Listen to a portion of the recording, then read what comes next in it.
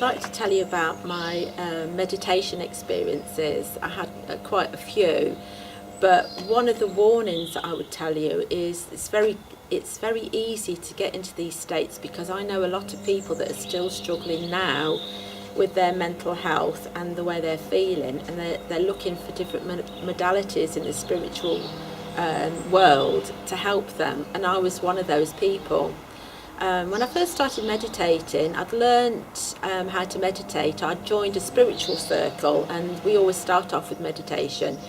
And the meditation was, as I said, to still your mind. So I used to practice at home because I was very eager. I was in a low state, and this sort of lifted my spirits up. So I somewhat got addicted to it to make me feel better.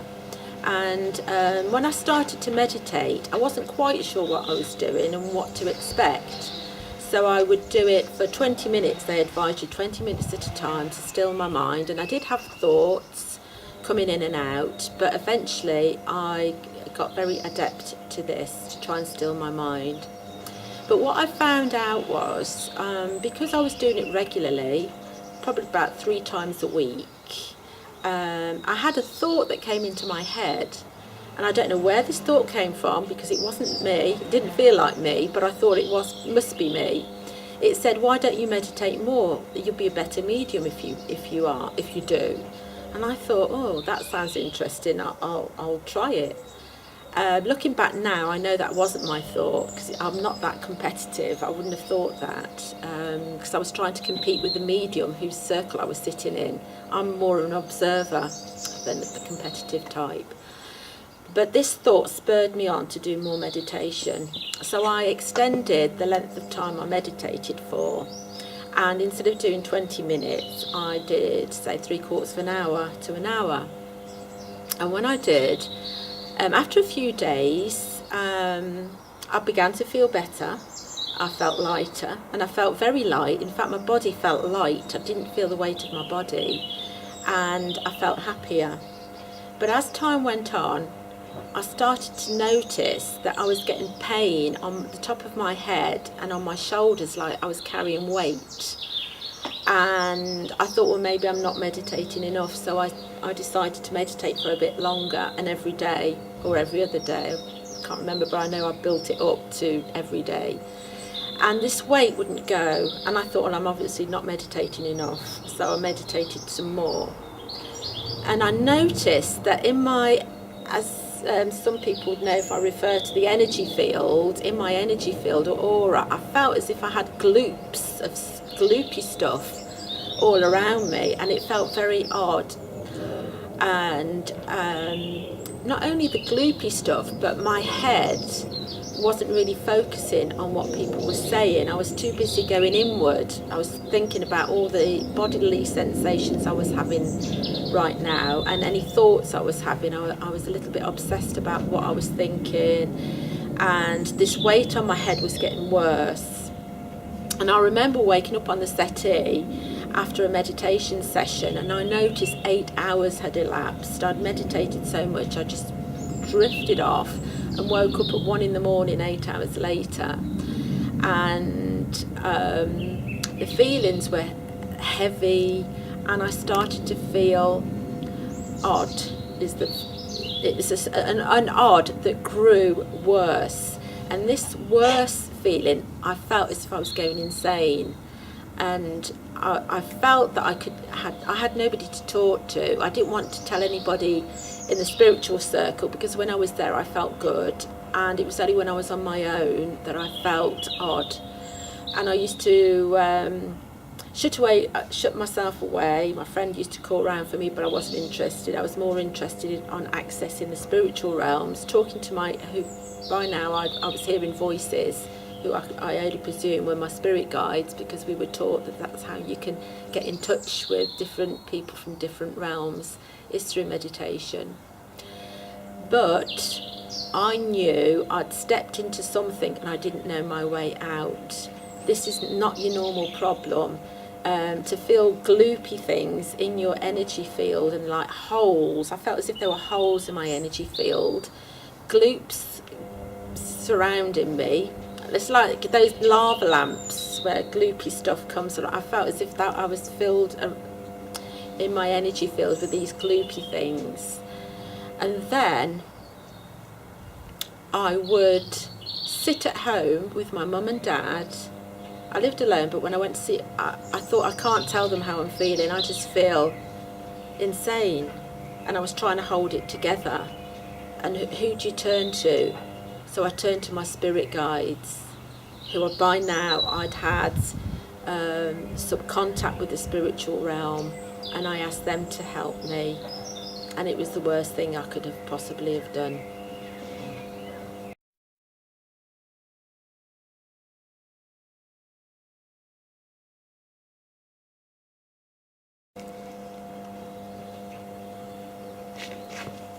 These spirit guides I'd actually acquired from sitting in this spiritual circle. So I got to know that there were beings that could speak to you mind to mind, and I had plenty of practice by now. You just speak into your mind, is anybody there? And these people would answer me. And so that's where I started practicing more at home. And so I felt safe because we all said the Lord's Prayer. So I felt as if I was in godly hands. And these were beings that were helping us, because I don't think God or Jesus could be with us everywhere, and he had assistants. That's what I thought these spirit guides were. They were like ambassadors for God, because we needed help to get through life, navigate through life. And that's how I always felt in my heart that these beings were, that they were for my best intentions, and they were helping us get back to God when we passed on. So I put my trust in these spirit guides. And they used to tell me to get some crystals, so I got crystals, and that would help me. But also what I noticed was, in the meantime, trying to go to work. At the time I was a mobile hairdresser and I ran my own business, and I was struggling with eating by now because of my meditations, because I'm going back now to the experiences of meditation, prolonged meditation. I stopped eating. I couldn't eat. I was having negative spirits coming into me now. I could hear them, and they were asking me or telling me that if I had a bath I would have a negative experience, so I stopped bathing. If I spoke to my friend, I would hear them saying rude words or swearing in my ear about that person, and I couldn't concentrate on conversations. I could actually talk to somebody, but I could hear these spirits talking to me and saying really rude, derogatory things about people. And it was quite frightening, because I didn't want to admit to anybody I knew where I was at, because what could they do to help me? But this is what was becoming the first of my psychotic. It was opening me up psychotically. If I'd walked on a crack of a pavement, I felt as if somebody might die, so I had to not stand on a pavement that was cracked. If there was a negative situation, my eyes would automatically turn to a negative situation. Say you walked down the street and there was a garden full of rubbish. Instead of looking at the pretty gardens, which I used to, I was obsessed with looking at these horrible gardens. Anything negative and dark I was drawn to, and I couldn't get away from focusing on it, and I was feeling more dreadful, and the feelings of dread got heavier in me. And so this is what I account for my psychosis, is that I'd opened myself up to something and I couldn't stop it. It had a control over me. I wasn't in control of the amount of times I meditated. I was obsessed by now. I think this is the only way to raising my vibrations to a higher level, that I might bypass this negativity that I thought at the time was spilling out of me, and I was going through a cleansing process. And I think a lot of people in the spiritual world think they are going through a cleansing process. But I feel now, looking back, because 27 years later, I found the truth, which at the time I ran away from this type of teaching, which was Jesus and Christianity. I had no part in my life. I wasn't interested in religion. that's what I thought Jesus was, religion, and so I avoided anything to do with religion. But I now found out Jesus isn't religion. He is truth and he is love, and I've met him since. He pulled me out of all this 27 years later, out of my hell, and so I know the truth now. And looking back on my life 27 years on, I could see I'd opened myself up to the demonic realm. It's not a spiritual realm full of love and light.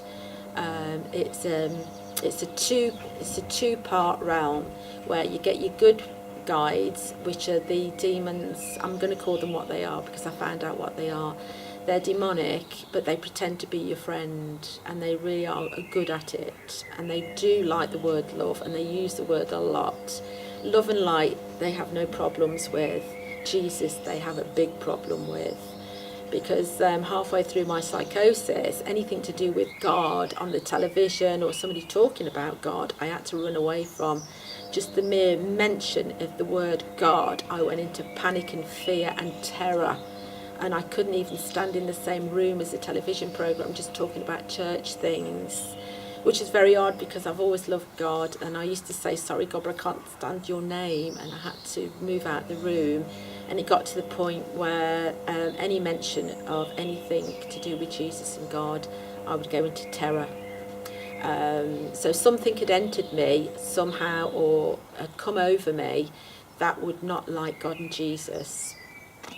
Looking back now, Jesus has rescued me, and I've had my eyes open to know that I'd entered the demonic realms through meditation, and meditation is a pathway into this realm, whether we like it or not. It seems very harmless.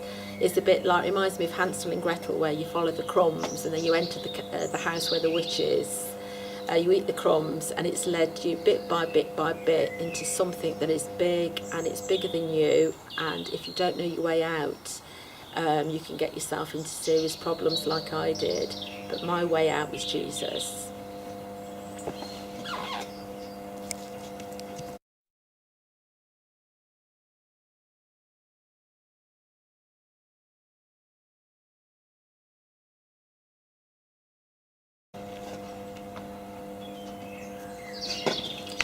Now this journey of mine has spanned, like I say, 27 years, and I started off quite innocently, doing innocent things that I read about quite a lot, that people are being encouraged to do so now, and even in schools I'm getting very concerned about what they're doing to people's minds, because in the end this did affect my mind, and it affected my reality, and it affected my relationships, my finances, my state of being, and it is very dangerous. It also cost me a lot of money looking for courses on how to get my way out. I have spent thousands over the years on various modalities to help me with this, to get me out. But what I found out after all this experience that I've had, and hard knocks and learning curves, is the only one who saved me from all the losses I've just mentioned, was Jesus. And he came into my life when by this time I was a teacher. I was teaching many different things. I had people in groups. I was even on the television doing psychic readings, which I'll tell you about in other videos. But when I actually mentioned that Jesus saved me, I found the truth about Jesus, that he was not a religious icon. He's not a member of Catholicism or other different Christian denominations. He's actually a personal relationship. And I found Jesus because he found me. I was ready to listen to what he had to say, and I heard a woman say he came on purpose on the earth. He went on purpose onto the cross. Nothing that he did was a mistake. It wasn't bad choices that he ended up on the cross. He actually came to fulfill a commission and on purpose. And at the time I was running an angel group, and I read in the Bible, or I heard, I wasn't reading the Bible at this time, that he could have had 72,000 angels rescue him from the Garden of Gethsemane before he was crucified, but he didn't. And that opened my eyes, because I didn't know that he was ready to go on the cross, and he was ready to die for me and all the things I'd done wrong.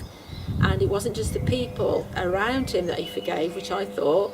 It was you and me, and everybody from the beginning of time to the end of time. So he included me and all my past mistakes and all the things I'd done wrong. He actually went on for me. And I've found out since, if I was the only person in the whole wide world that made these mistakes, he would have still done the same. So my heart grew for Jesus. My heart opened up for Jesus. My eyes were opened up to the truth of what he came to do. And the fact that he appeared in my kitchen, I could sense his spirit. Couldn't see him, but I felt him, because by this time I could feel any spirits. And I just accepted him, and this is what I said. I just said, Jesus, I know I've made lots of mistakes, and I know that you are the one, and I know that you did die for me, and I want you to step inside my heart, and I want to give my life to you, because it was such a mess. And I accept what you've done, and you are the one, the way, the truth and the light, and I'm sorry, and thank you for doing what you did for me.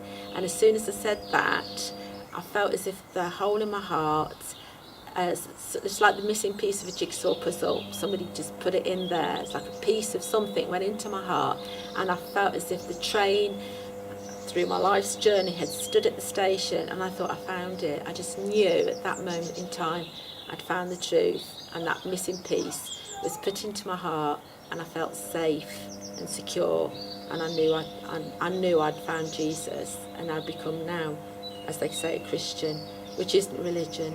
It's just a walk with the Lord.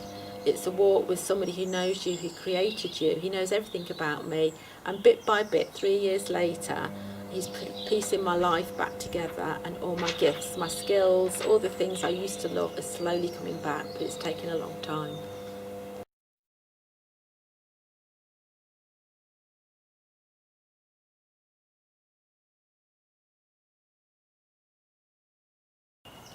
So if, like me, you've come to a point where you've got involved in something, whether it's New Age or whatever it is, and you don't know your way out of it, and it's making your life miserable, and things aren't working how you thought they might, you too can call upon Jesus like I did, because he's ready. He's always standing next to us. Actually, he's just waiting for that door to be open, because even in the Bible it says, knock and the door shall be opened, ask and you shall receive.